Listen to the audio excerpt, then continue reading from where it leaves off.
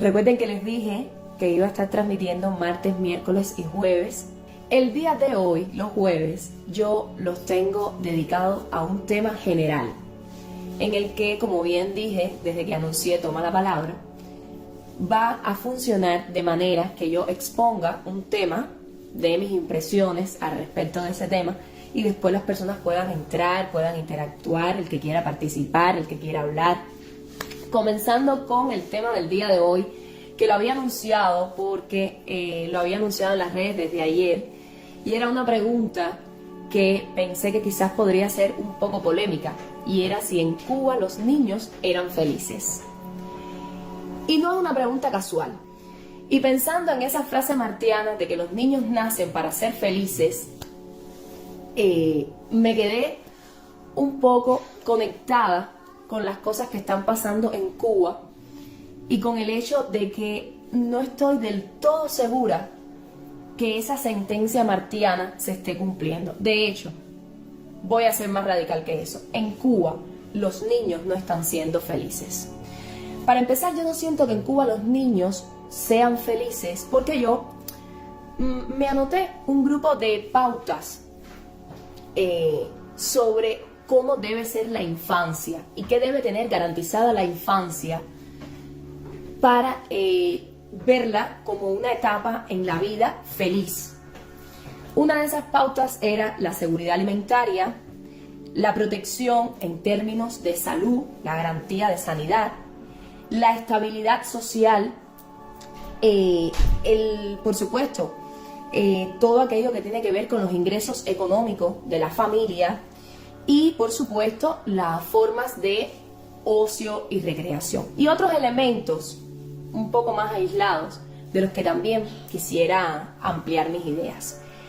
En términos de seguridad alimentaria, está de más decir que los niños en Cuba están sencillamente desprotegidos, porque a pesar de que existe una famosa libreta de abastecimiento, que en realidad es una libreta para racionalizar una X cantidad de productos básicos que llegan a la familia, el deterioro de los productos, o sea, el deterioro en materia de acceso al producto ha ido incrementándose de una manera que hoy podemos decir que prácticamente por la libreta de abastecimiento no se le vende a las familias ni la décima parte de lo que necesitan para poder alimentarse. Por tanto, no pueden alimentar adecuadamente a los niños. De hecho, hace unos días se hizo muy viral el reclamo de una madre, que no es la primera, y estoy segura que tampoco va a ser la última, al respecto del tema de la leche.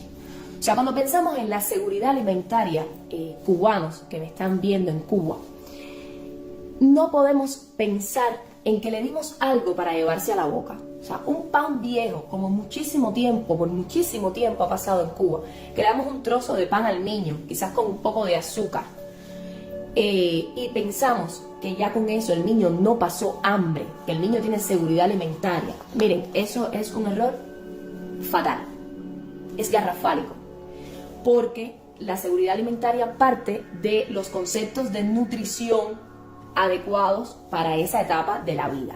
En ese sentido, realmente podemos decir que con qué se alimentan nuestros niños. Nuestros niños están prácticamente desnutridos, porque vamos a pensar, cárnicos. ¿Qué le estamos dando de cárnicos? Difícilmente pollo.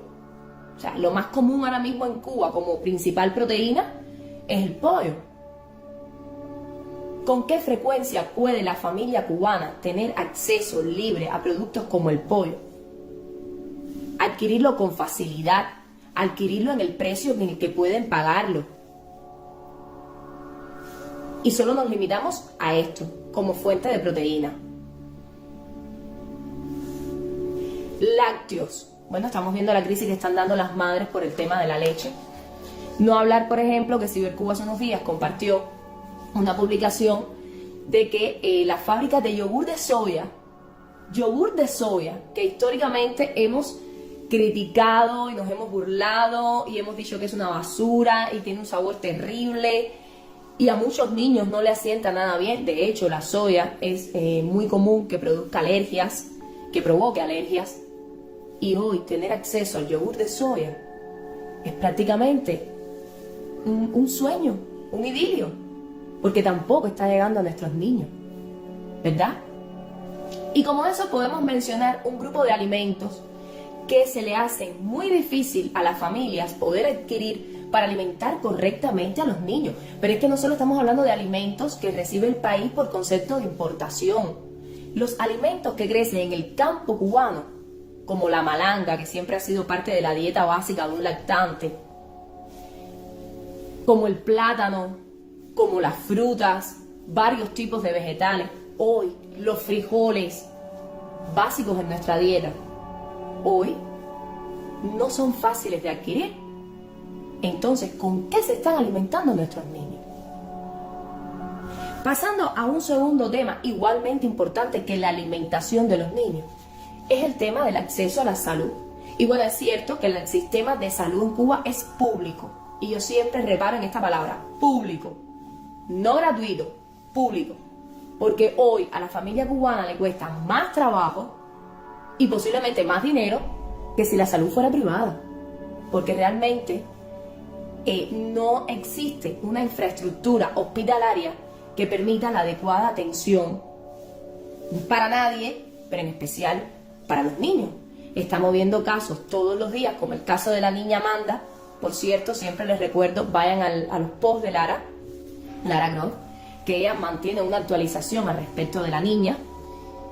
Y bueno, fácilmente usted puede llegar a un hospital y encontrarse con que no tiene ningún tipo de recursos para atender a su niño por algo tan sencillo, por ejemplo, como una fiebre. Usted puede llegar a un cuerpo de guardia y no haber antipiréticos para controlar una fiebre. Pero es que una fiebre puede resultar en una convulsión. Y los que son pediatras, no me dejarán mentir, saben que una convulsión por fiebre en determinadas edades puede ser fatal para un niño. Entonces, en ese sentido, tampoco nuestros niños se puede decir que sean felices.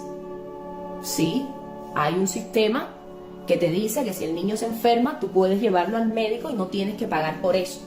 El problema ahora mismo es que haya médicos suficientes para atender al niño, o sea, que haya suficiencia de personal de salud, que haya materiales para su atención, insumos médicos para su atención, que en caso de que lo tengas que dejar en el hospital haya condiciones hospitalarias adecuadas, que no las hay.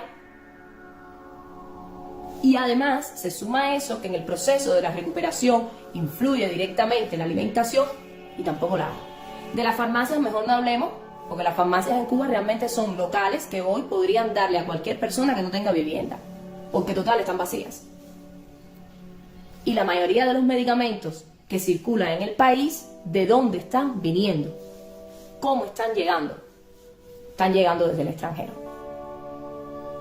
Muchas veces por personas buenas, de buenos sentimientos, con interés en ayudar, en otras ocasiones, en muchas ocasiones, por mano de familiares preocupados por el estado de salud de su familia en Cuba, que tratan de llevarle, por supuesto, los medicamentos básicos. Aquí no estamos hablando de que se pueda llevar a Cuba un equipo de hemodiálisis. Aquí estamos hablando de quizás analgésicos, antipiréticos, algún medicamento para la alergia, o sea, los sets de medicamentos básicos que puede haber en un hogar y que se los llevan a sus familiares en Cuba. Y entonces, bueno, llegas y te encuentras en un cuerpo de guardia que el médico tiene que hacer un triage, pero no de la urgencia médica, sino del stock de medicamentos que tiene. Y decir, bueno, ¿a quién le doy la única dipirona que me queda? Así están los sistemas hospitalarios. Entonces, en ese sentido, nuestros niños tampoco tienen garantía de estar bien. En ese sentido, tampoco son felices. Después vamos a todo lo que tiene que ver con la estabilidad social. Y aquí yo he querido agrupar un grupo de condiciones materiales, psicosociales, que también garantizan el normal desarrollo del niño. Como puede ser, por ejemplo, las condiciones constructivas de nuestras viviendas, las condiciones de hacinamiento de nuestras familias, porque lo más común en Cuba es que vivan varias generaciones juntas. Entonces, en este tema, en este sentido, las condiciones materiales de las viviendas impiden que nuestros niños también puedan llegar a ser felices. De hecho, ha sido noticia que algunos de nuestros niños han fallecido en derrumbes. Pero es que hay una sobrepoblación en las áreas más céntricas. Que cómo viven. Yo, aquí en España es muy simpático porque a veces yo trato de explicar qué cosa es un solar para las personas que nunca han ido a Cuba. Y la gente no logra entender bien el concepto. Pero la verdad es que no puedo ni siquiera compararlo con las favelas de Brasil. Porque hoy nuestros solares perfectamente pueden ser cementerios para la familia cubana. Cementerios con vivos radicando en ellos, residiendo en ellos, porque ponen en peligro constantemente a las familias. Luego, en esos muy pequeños cuartos viven varias generaciones sanitarias, sean contraproducentes para el desarrollo de los niños. Y en ese sentido también son infelices. Pero porque tratando de vivir tantas generaciones juntas, se crean conflictos intergeneracionales que conducen, por ejemplo, a que hoy en Cuba haya un auge del índice de divorcios. Y entonces los niños también resultan lastimados cuando ven a sus padres separados. O cuando ven a familiares cercanos, todos muy queridos, en conflicto entre ellos. Pero es que fíjense, en estos países es muy normal que las personas se emancipen rápido. Siempre yo conversando con mis padres, ellos se ríen porque yo les digo, yo no me imagino a mis hijos yéndose al lado mío a los 18 años. Pero la verdad es que es muy común que los muchachos lleguen a los estudios superiores y se emancipen rápido. ¿Y cómo lo hacen? No es porque de golpe tú tengas el dinero para pagarles una casa y ellos se puedan ir, es porque hay opciones de vivienda para ellos, como pueden ser trabajar y pagarse la renta de un alquiler, de un piso, de un apartamento. Y ese es otro elemento que hace muy infeliz a nuestros niños, el ingreso de las familias. ¿Cuál es el ingreso real de la familia cubana? ¿Cuán deteriorada está nuestra economía? Que habiendo subido los salarios, hoy somos más pobres que antes del reordenamiento, ordenamiento, reordenamiento, recontraordenamiento que se inventaron. Pues hoy somos más pobres de lo que éramos. Porque estamos dando tumbos con una economía subdesarrollada, donde no estamos escuchando a las personas que realmente pueden impulsar la economía del país.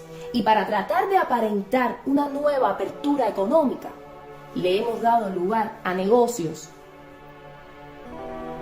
que no generan un nivel adquisitivo ni representan un ingreso real para que el Estado pueda financiar otras obras que puedan llegar a depender de ese trabajo privado. Ojo, yo soy pro la propiedad privada. A mí me encantan los negocios privados porque generan empleo, porque impulsan el desarrollo, pero esos pequeños mercados que tenemos en Cuba, esos timbirichis que tenemos en cualquier esquina, no son los que le van a devolver la maquinaria que necesita hoy William Soler para poder operar Amanda.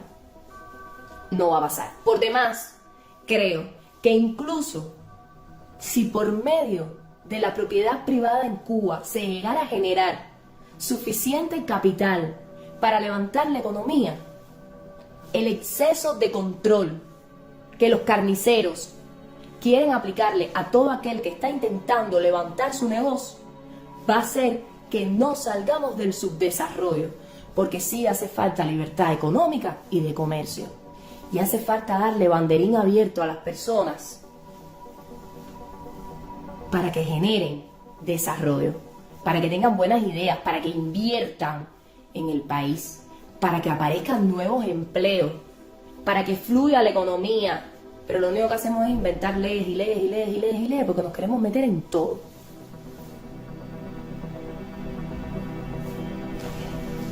Entonces, el nivel adquisitivo de nuestras familias afecta directamente a nuestros niños, porque no puede garantizarle lo más básico que ellos necesitan para vivir.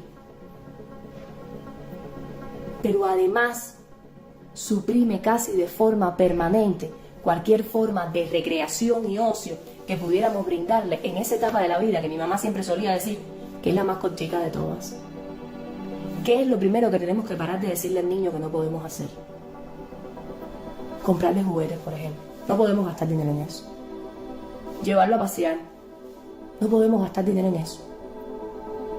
Comprarle un dulce. No podemos gastar dinero en eso.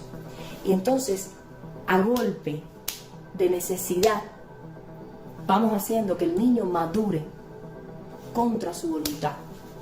Y tenemos un niño de 8 y 9 años que se siente un adulto, que tiene la comprensión y la madurez psicológica de un adulto, y está mal. Eso está mal. Como también está mal que producto de todos estos males sociales que tenemos, muchas veces nuestros niños tienen participación en conversaciones de adultos. Ahora mismo, por ejemplo, que yo estoy conversando con ustedes, una de mis niñas decidió bajar las escaleras. Y ellos saben que tienen prohibido eso. Lo hizo porque viene a entregarle algo a su papi, pero aún así sabe que tiene que subir. ¿Por qué? Porque los niños no participan de temas de adultos, pero nuestros niños casi se ven obligados a participar en esos temas, porque de lo contrario no podríamos justificar todas las carencias que hay en sus vidas, a menos que nos sentáramos con ellos y claramente les habláramos. Y es cruel.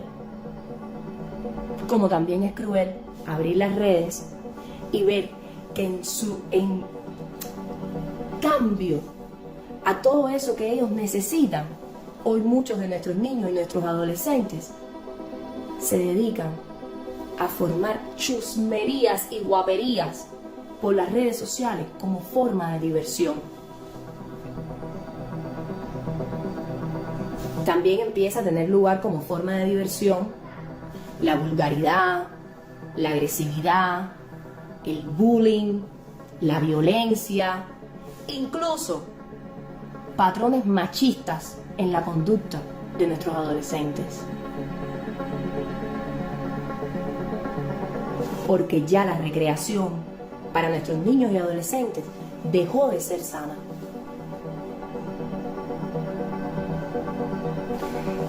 Por último, pero no menos aplastante, como si todos estos problemas que les enumeré no fueran suficientes,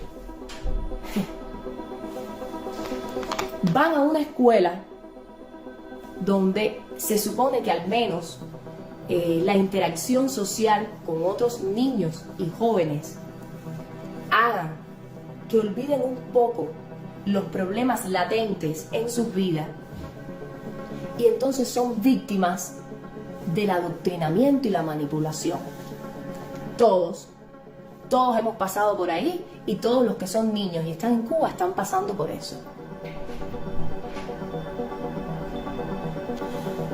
¿Por qué? Bueno, porque de alguna manera tiene que sostenerse un sistema que ya no sirve para nada, pero que necesita mantenerse en el poder, que quiere mantenerse en el poder. Y entonces les dan una sobredosis de una historia tergiversada en la que tienen que ver a un grupo de pancistas que son verdugos como héroes. Y eso fue lo que me pasó el domingo cuando estaba pensando en José Martí, que vi las noticias y en Cuba, por no sé qué número de veces, una vez más se decidieron a realizar la parada martiana.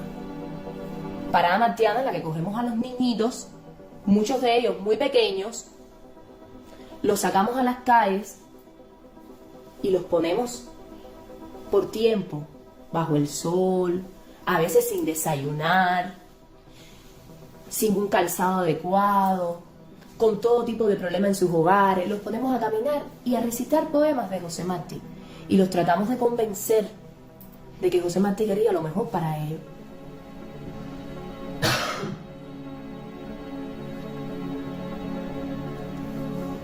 Yo la parte de que el gobierno de Cuba intenta manipular a los niños me resulta denigrante y sumamente asquerosa, pero la entiendo. Yo la parte que no entiendo es la de los padres que lo permiten. Porque siempre existe la opción de decir que no. Pero fíjense, ni siquiera tienen la opción de decir, no, yo no lo voy a llevar porque no quiero. No, se enfermó.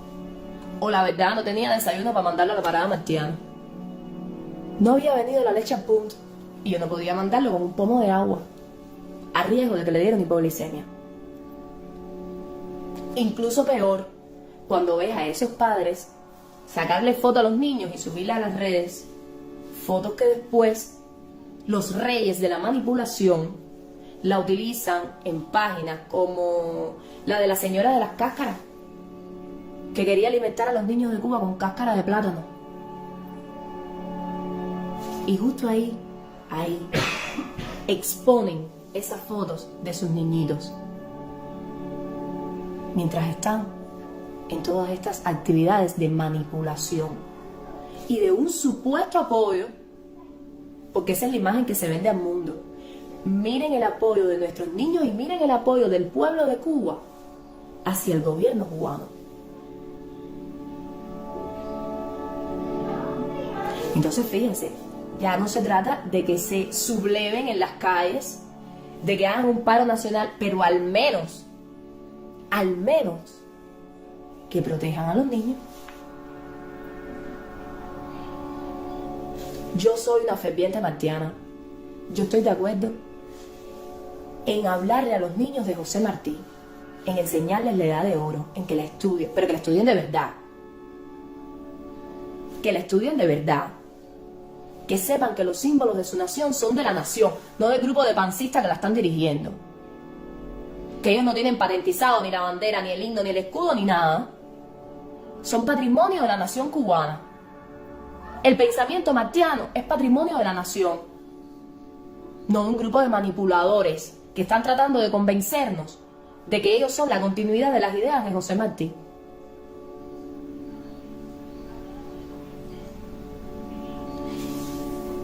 Entonces, eso es obra de casa. ¿Saben qué? No se la dejen más a los maestros. Eso es obra de casa. Mis hijos han leído la Edad de Oro. Yo les he leído la Edad de Oro. Y he tratado siempre de enseñarles una moraleja. Pero la moraleja de mi interpretación. De mi interpretación que dice que si Martí hoy se levantara de la tumba, sería un líder opositor. Porque es imposible que José Martí estuviera de acuerdo con las cosas que están pasando en Cuba. Con el exterminio masivo, eso Martí jamás estaría de acuerdo con eso. Entonces, esa es mi opinión. Mi opinión es que no existen condiciones ni psicológicas ni materiales para que los niños en Cuba sean felices.